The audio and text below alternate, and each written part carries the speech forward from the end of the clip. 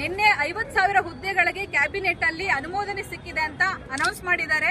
ಆದ್ರೆ ಇದು ಮತ್ತೆ ಬರೀ ಮಾತಾಗುಳಿದ್ರೆ ಮತ್ತೆ ಯುವ ಜನರಲ್ಲಿ ಹತಾಶೆ ಬರುತ್ತೆ, ಅವರಲ್ಲಿ ಇನ್ನೂ ಕೂಡ ಆಕ್ರೋಶ ಹುಟ್ಟುತ್ತೆ. ಇದಕ್ಕೆ ಸರ್ಕಾರ ಅನುವು ಮಾಡಿಕೊಡಬಾರ್ದು.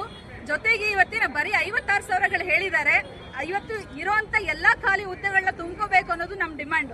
ಯಾಕಂದ್ರೆ 5-6 ವರ್ಷದಿಂದ ನೇಮಕಾತಿಗಳೇ ಆಗಿಲ್ಲ. ಈಗ ವಯೋಮಿತಿ ಹೆಚ್ಚಿದ್ರು ಕೂಡ ತುಂಬಾ ಜನ ನೇಮಕಾತಿ ಅರ್ಹತೆಗೆ ಒಳಗಾಗಲ್ಲ. ಹಾಗಾಗಿ ಎಲ್ಲ ಹುದ್ದೆಗಳು ತುಂಬ್ಕೋಬೇಕು.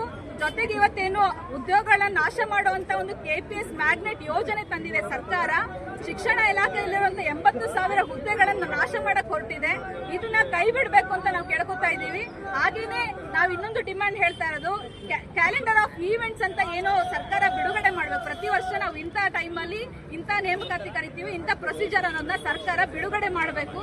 ಜೊತೆಗೆ ಅದರಲ್ಲಿ ನೇಮಕಾತಿಯಲ್ಲಿ ಪಾರದರ್ಶಕತೆ ಮೇಂಟೈನ್ ಮಾಡಬೇಕು. ಜೊತೆಗೆ ಕರಪ್ಷನ್ ತಡೆಗಟ್ಟೋದಕ್ಕೆ ಸ್ಟ್ರಿಕ್ಟ್ ಆಗಿ ಕ್ರಮಗಳನ್ನ ತಗೋಬೇಕು ಅಂತ ಸರ್ಕಾರಕ್ಕೆ ನಾವು ಆಗ್ರಹಿಸ್ತಾ ಇದ್ದೀವಿ.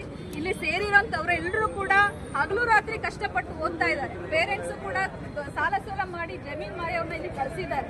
ಎಷ್ಟೋ ಸಣ್ಣ ಪುಟ್ಟ ಕೆಲಸ, ಪೆಟ್ರೋಲ್ ಬಂಕ್ ಅಲ್ಲಿ ಚೌಲ್ಟ್ರಿಗಳ ಕೆಲಸ ಮಾಡ್ಕೊಂಡು ಇಲ್ಲಿ ಓದ್ತಾ ಇದ್ದಾರೆ.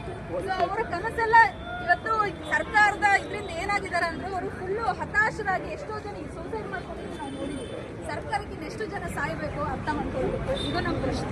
ಸೊ ನಾವು ಕೊನೆದಾಗ ಆಗ್ರಹಿಸೋದು, ಸರ್ಕಾರ ಬರೀ ಮಾತಾಡ್ದೇನೆ ಅವರ ಭರವಸೆನ ಉಳಿಸ್ಕೋಬೇಕು.